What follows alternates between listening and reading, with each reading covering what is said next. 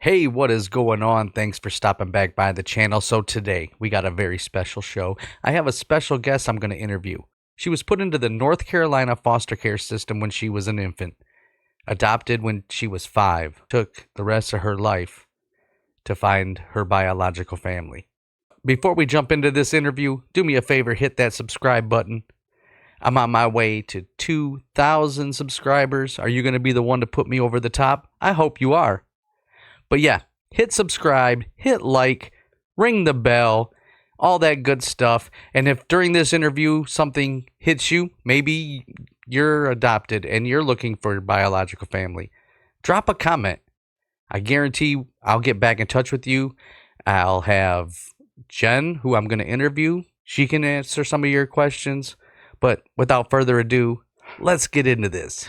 All right, so here we are. I got a special guest. This is my wife, Jen. Hello. So I was telling everybody at the beginning of the video how you were put into foster care as an infant. How old were you? I do believe I was right around 16 months old. 16 months. Do you know the story, why that happened, what's going on with that?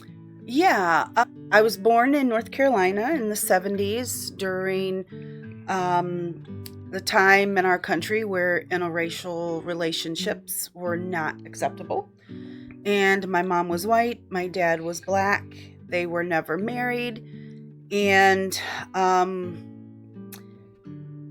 so they split up. And my mom left me with my dad's family because he was actually in jail at the time of my birth, and she disappeared. So I was with my paternal grandmother, I think, until I was around from like 8 months to 16 months old. And at that time, my biological mom decided that she was going to come and take me back. Okay, wait. So your biological mother left you with your dad's family, and Yes. she just Disappeared. disappeared for how long? Well, it would be about 8 months. Okay, so you as an infant were left with your biological grandparents for 8 months, and then Yes. all of a sudden your mother just showed back up. Yes. Wow. And from what I understand, she originally had walked away because she had gotten in an argument or something with my grandmother. She came back and told my grandmother that she had found a home for me and that I was going to be placed with them, Okay, what do you mean, like a home for you? like adopted. Oh, like she told your grandmother that she found someone that was going to take you in, Yes. but that turned out not to be true? No, that is correct. She did not actually have a family for me. She drove me to social services and dropped me off. Okay, so just so we're clear, you were 16 months old, your mother disappeared for 8 months, came back and got you, Yes. and then took you to foster care in North Carolina after she said that you were going to go to another home immediately from leaving your grandparents. Yes. Okay, so how long did you actually stay in foster care? I was in foster care just until a few months after I turned 5. Okay, so just over 4 years. Yeah, right around there. You were in foster care for 4 years. Isn't that odd? I mean, doesn't it seem like younger children back then would be adopted sooner?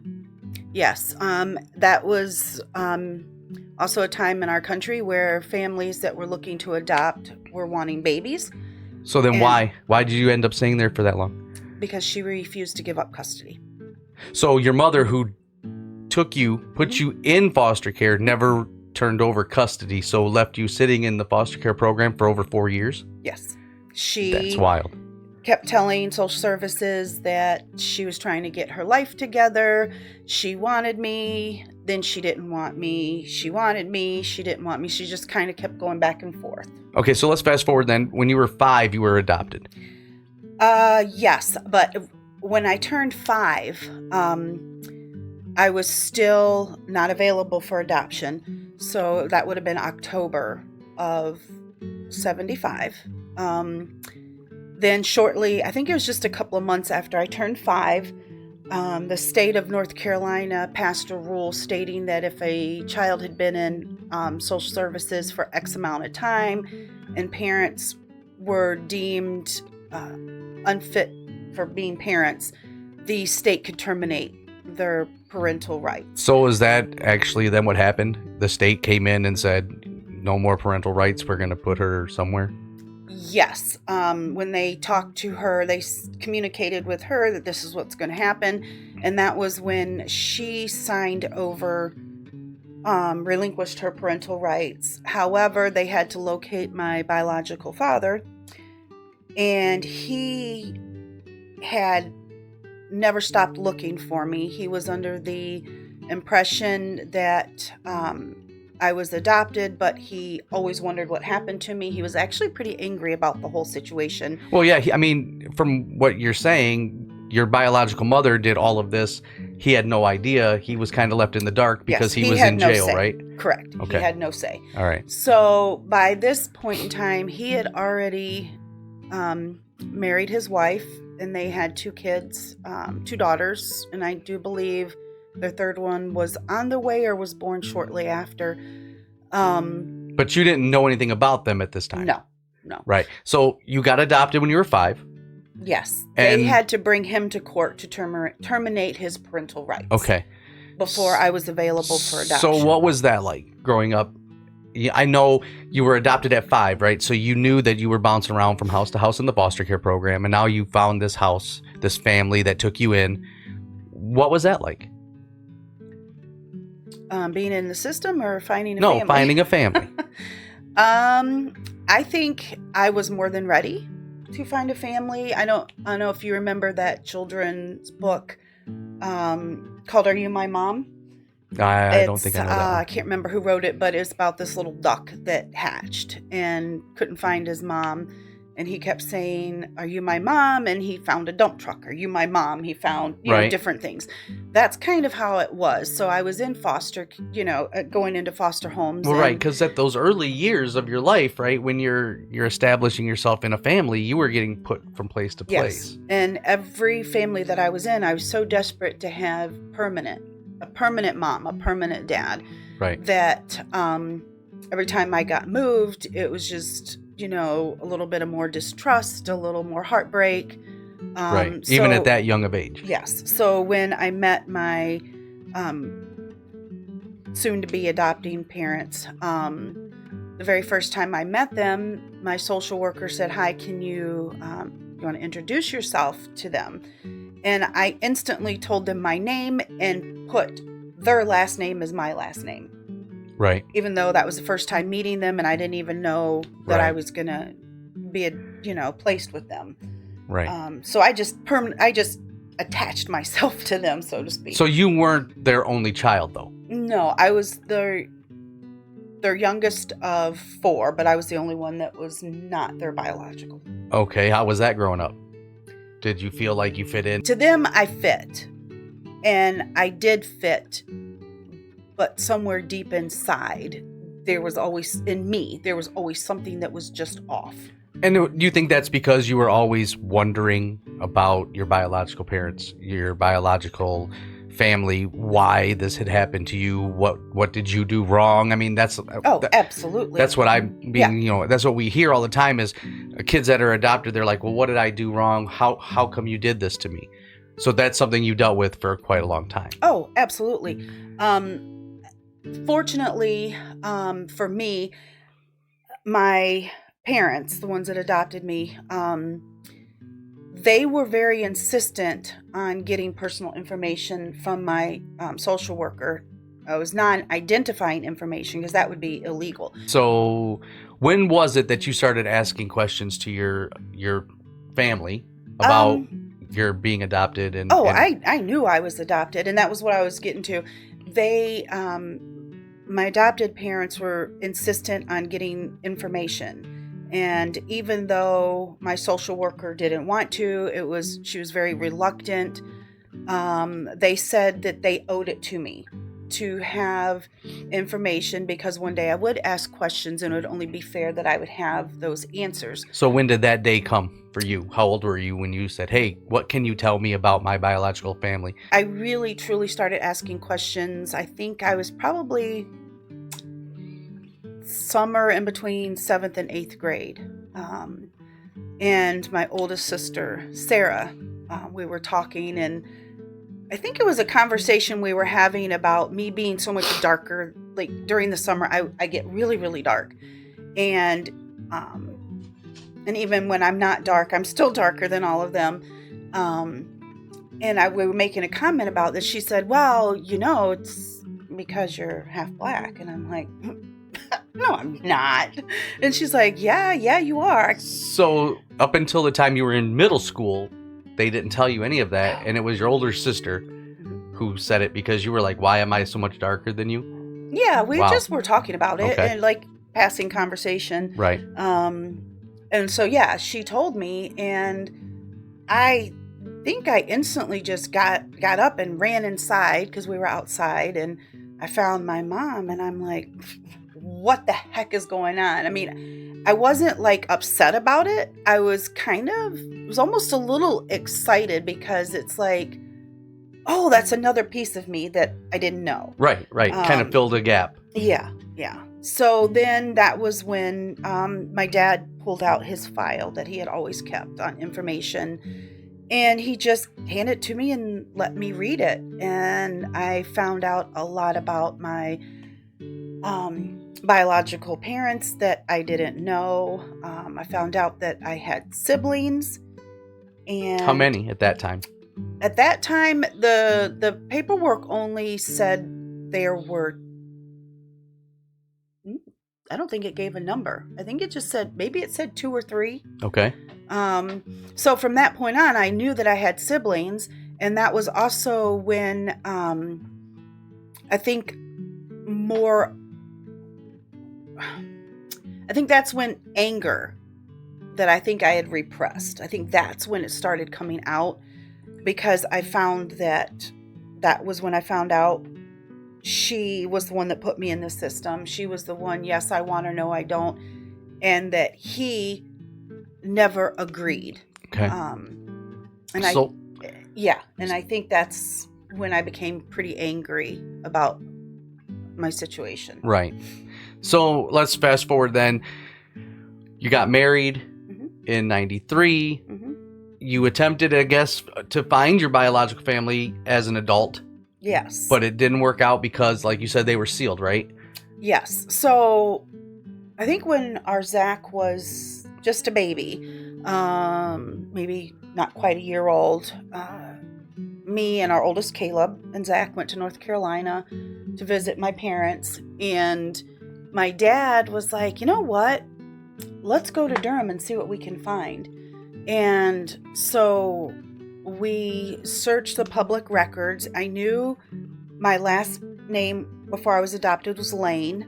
And we assumed that was my biological dad's last name. So we knew he was in jail. We knew what he was in jail for.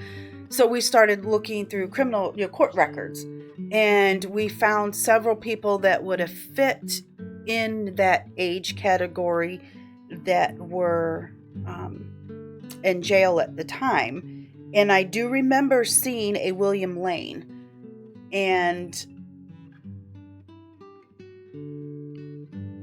unbeknownst to me at the time, that was my dad. So Okay. I did see his name in there. So since you brought that up, then obviously you found him. So let's jump ahead to, when did you use a DNA test, right? Yeah.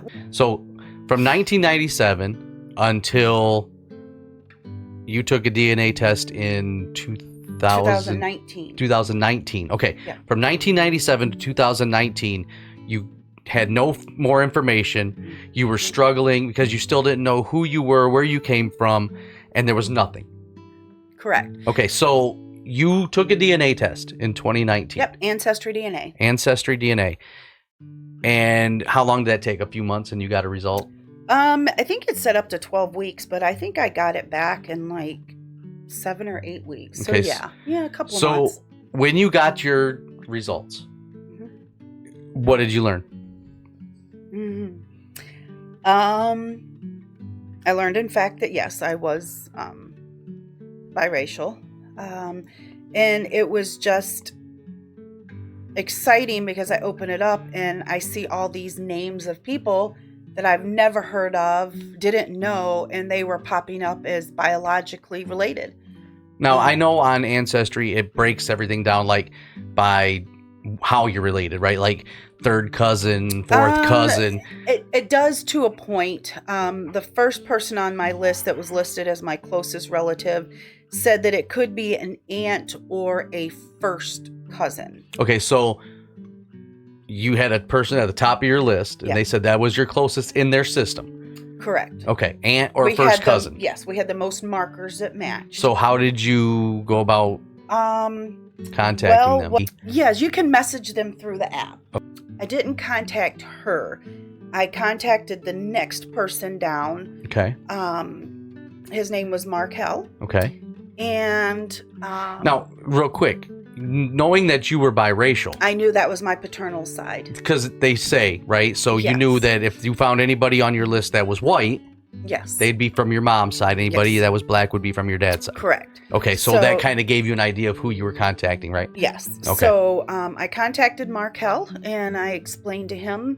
I gave him my birth date, year, all the information that I knew. My biological name, where I was born, all of that. And I said, if any of this remotely sounds familiar and you have any information, I would love to hear from you. And if not, and you have no idea what I'm talking about, please forgive me. Have a blessed day.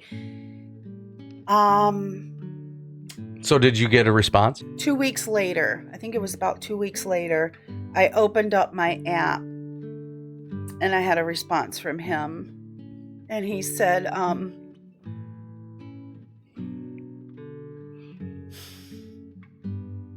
you're my aunt. And your sister, Elizabeth, who coincidentally was the first person on my list. He said, that's your sister. My mom is your sister. And your dad's name is William. We call him Tilly. And he's still alive. So that had to be like a huge, huge weight off of your shoulders. Yeah. He told me in there, he said, I've known about you my whole life. And he said, Grandpa always talked about you and he always said that he wanted to meet you. Wow. So here you are going through your whole life wondering what you did, where, how this occurred. And then you take the DNA test, you find your nephew who tells you that your biological father has been looking for you your entire life. Yeah. That's crazy. He never stopped. That's amazing. Never stopped looking for me. That's amazing. So fast forward a little bit. Well, wait, did you not contact your sister at that point? I did. Well, I contacted Markel. He gave me his number, so I called him and we talked on the phone for a good couple of hours. Then he gave me his mom's number, my sister's number. I called her and we talked and we laughed and we cried. And so when you talked to her, did you learn about anything that you didn't know? I mean, yeah, I had. Was that your only sister on your dad's side? Nope, I had two others. She had two younger sisters, so I was the oldest of Tilly. My biological dad, I was the oldest of his four daughters. So you end up with 3 sisters that you never knew you had. I knew about 2 of them, but only because it was in my paperwork. Okay. But I didn't know whether they were sisters, brothers. I just knew there was a couple of siblings out there.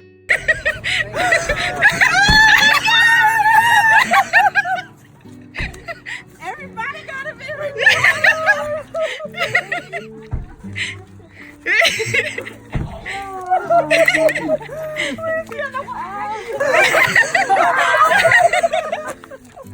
don't even know who to speak to first. I just love it. All right. So then they give you any more to go on? Yep.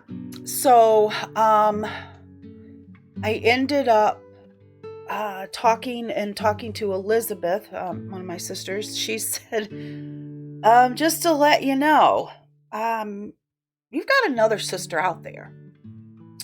And we do believe her name is Angie. And she would be your mother's daughter, who is younger than you. And that threw me for a loop. Okay, so they knew that you have another Yeah. sister. Yes. But they didn't have any way for you to contact her. No, they had actually tried to find her. They knew somebody that was in her family. Our dad, his best friend, or really good friend, ended up with my biological mom, and they had my sister together. Okay, so let me try to tie this in full circle. So the 8 months that you were left at your grandparents' house Yes. and your biological mother disappeared, Yes. is it safe to say that she was with your sister's dad? I think it was a little bit after that, because Angie and I are, I think, 3 years apart. So there was, I don't know how long they were together before Angie was. Okay. So they gave you a name of someone to talk to. Yes. So I went into what a lot of women do. I went into Facebook stalking mode. So I knew the name of the relative of Angie's that they knew. They gave me his name, and I just started kind of looking through their friends list on Facebook, and I found him. And then I started looking through his friends list. Thankfully, none of them had that privacy setting. And he had several Angelas on his list. And I started looking at them, and I'm like, I don't know. And then the last Angela I saw on his friends list, it was like looking in a mirror.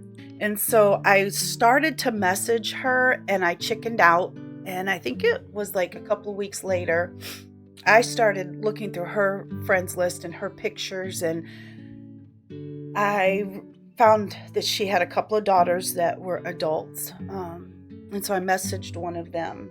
Because you were afraid to message her. Yes. And so her daughter, Angie's daughter, then was like, I got this really weird message in my inbox, and so she read it to Angie, and Angie's like, that's my sister.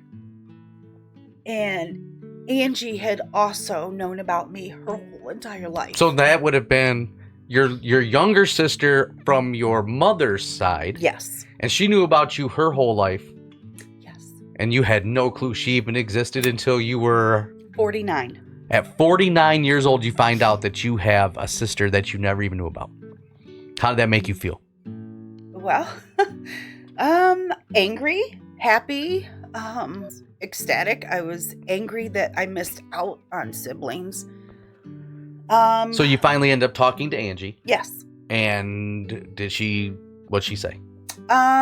She kind of filled me in, and found out that our biological mom ditched her when she was 9 months old. Wow. Okay. Now. But Angie was left with her biological dad. Okay. And so she was raised with her biological family. All right. And our mother didn't come back into her life until she was like 16. Okay. And that was when Angie cornered her about me. And she's like, oh, I don't know what you're talking about. You don't have another sister. You're my only child. And Angie said, well, here's my birth certificate. And what my birth certificate says is that you had 4 previous births. Hold on. Wait. Time out. You didn't know anything about Angie. Oh. Angie knew about you. Yep. But then Angie said that your mother had 4 4. that you had no idea about. So that Eh. means our mother had 3 other children before me. But when she was with your dad, she didn't have any of them either. That's what she said. But I mean, they weren't with her. No. Nope. So then, theoretically, she walked away from them as well. Oh, yes, she did. So, did Angie know where to find them? Any information? Angie knew nothing about them. All she had ever heard about was me. But then, and that was because her dad knew about me. Okay. So Angie said to our biological mom, here's your choice. You can tell me about the sister that I've known about my whole entire life, or I'm going to tell your new man about all the other ones. Oh, wow. Blackmail. Blackmail. And so she was like, oh, okay. So she said, well, you know, just spewed her lies like she's always done. I'm gonna pass out, Mom. Here she comes.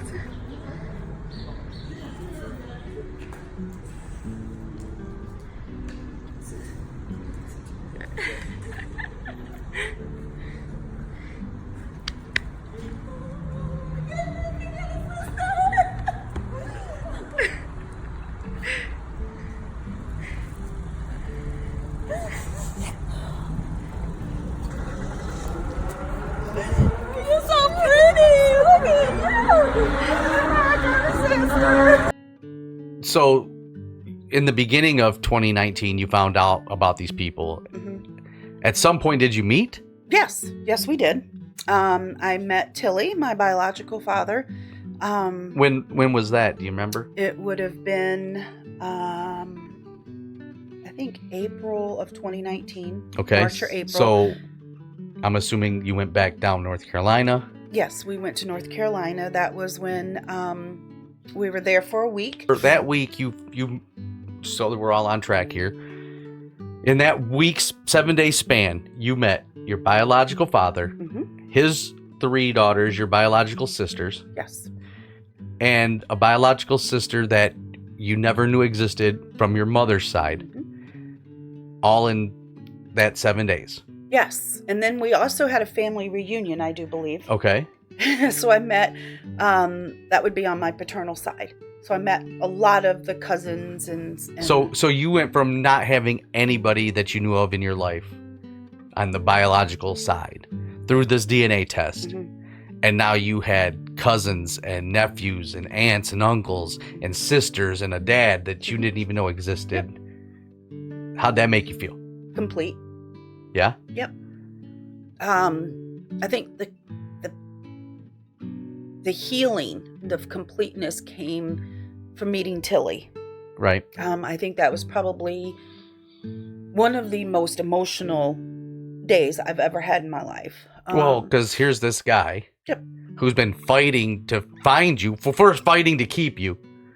The state said no. And then he was looking for you for the rest of, Yep. the next 49 years. Yep. He had some dementia. He was in a nursing home, but he knew enough. He was with it enough to give me his side of the story. And he said there were several times in his life that he had illnesses that he should have died. And he said, God, you're not taking me until I meet my child. And he died 1.5 years after I met him. So, but you got to meet him. Got to meet him. That's my Tilly. He was something else. Yeah. Great man. So Angie then gave you information about your biological Yes, mother. she gave me her number, and we talked on the phone a little bit. How was that? It was okay. I mean, it wasn't as emotional as meeting Tilly, Right. because I felt like she wasn't 100% truthful. There were, I had already known about the other siblings. I knew their names. The other siblings. The older 3 of hers. Oh, the 4. So when it said 4 on the birth certificate. It was, she had 3. and then she had me. Okay, so and then Angie would have been number 5. Mm-hmm. So Angie knew about the other 3. She had names? She did not have names. But through Angie, it's kind of a weird cycle. We could probably even do a part 2, 3, 4, 5 on this. But through Angie, she gave me names of family members on our mother's side. And through connecting with them, I learned the names of our older 3 siblings. Okay. And Sherry, Vicky, and Jeff. Okay. So I did confront our biological mom on them, and she was like, I have no idea what you're talking about. Everybody says that they're my kids, but they were my stepkids. And I knew that was a lie. So coincidentally enough, I got a message on Facebook.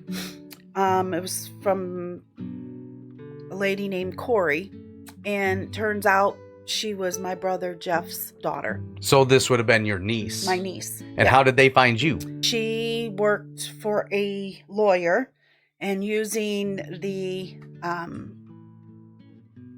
system that they have, they can dig deeper than most people can. She started, she had been looking through her dad's stuff, his information, trying to plug names in. What was she looking for? She was looking for his family. And turned out that was her dad is my brother. So what do you mean she was looking for his family? Well, he was one of Sylvia, my biological mom's older children. So he was one of the ones that she denied knowing. So he was one of the children that she walked away from. Yes. And left him abandoned. Yes. And with his 2 other sisters. And so his daughter Corey was trying to help him find family. Sylvia?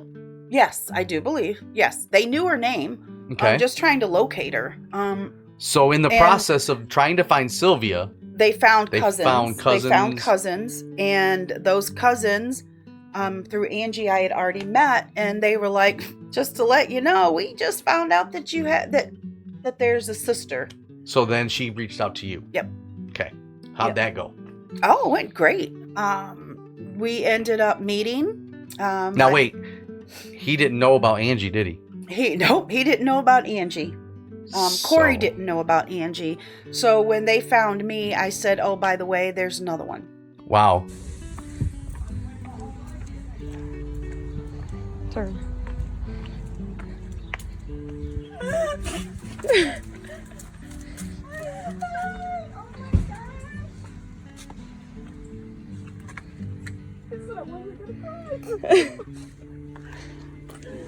How are you? Good. How about you?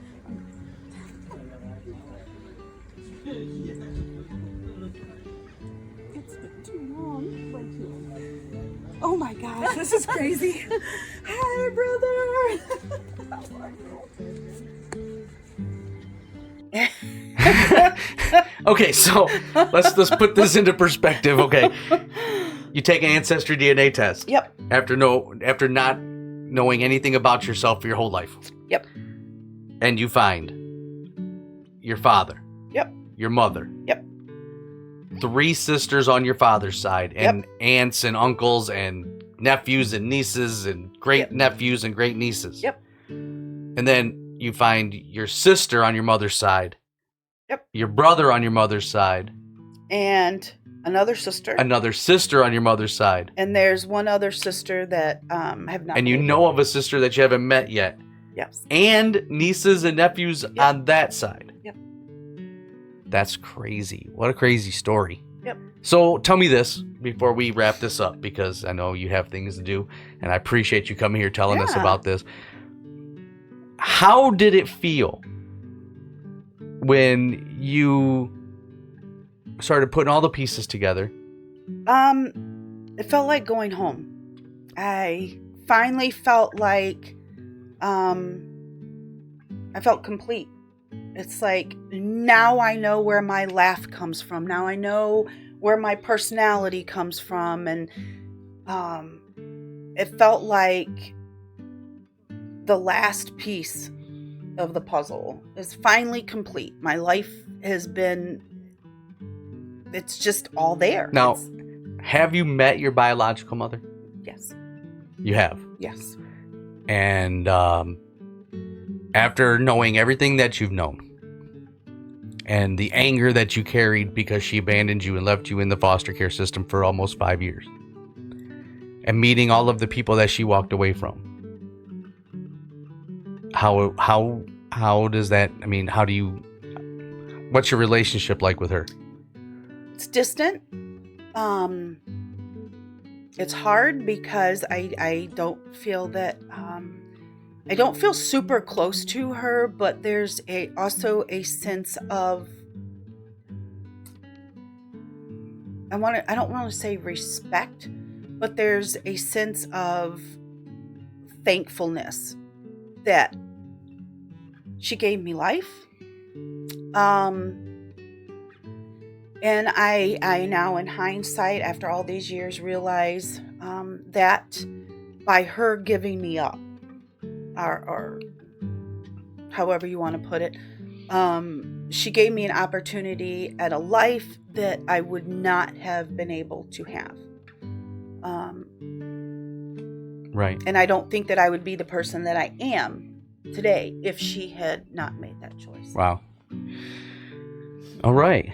Well, what would you tell somebody that was in your position that is curious about finding their biological family? What would you say to them?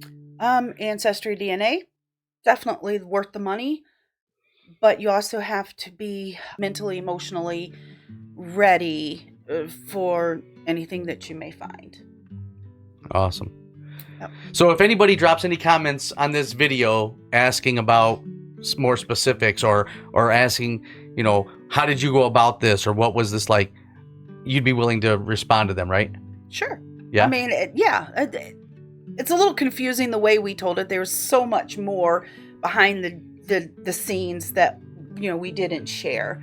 But yeah, I'd be happy to share my experience in the comments if anybody Awesome. has anything they'd like to ask. Well, thank you for watching. I know this video was a little bit long. I do appreciate you sticking around. If you made it to the end, let us know what you think about Jen's story. Tell me that you made it to the end. And if you haven't already, hit that subscribe button. Go ahead and hit that now. Ring the bell. Give me a thumbs up. Like I said, I'm on my way to 2,000. Maybe you're going to be the one that's going to push me over the top. But until next time, I am Kix. And this is Jen. Thanks for watching.